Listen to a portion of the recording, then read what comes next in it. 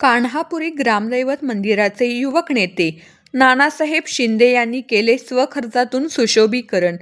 पंढरपूर प्रतिनिधी समाजासाठी काहीतरी करावं अशी अनेकांची इच्छा असते, पण त्यांच्यातले काही जण मात्र खरोखरच उभे राहतात आणि आपल्याला महत्त्वाच्या वाटणाऱ्या एखाद्या कामासाठी झोकून देतात।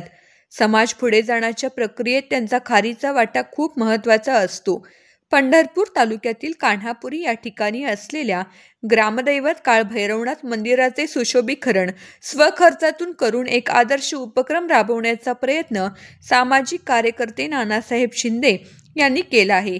या मंदिराचे सुशोभीकरण समारंभ आणि डिजिटल नाव अनावरण कार्यक्रम पंढरपूर सहाय्यक पोलीस अधीक्षक प्रशांत डगळे आणि करकंब पोलीस निरीक्षक सागर कुंजीर यांच्या उपस्थितीत दिमाखात संपन्न झाला।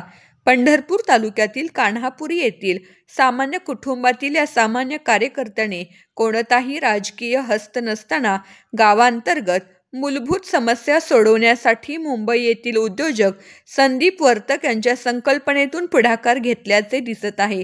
नानासाहेब शिंदे कान्हापुरी यांनी आपल्या खिशाला परवडेल आणि जमेल तेवढी गावांतर्गत सामाजिक कामे करण्याचा ध्यास घेतला आहे।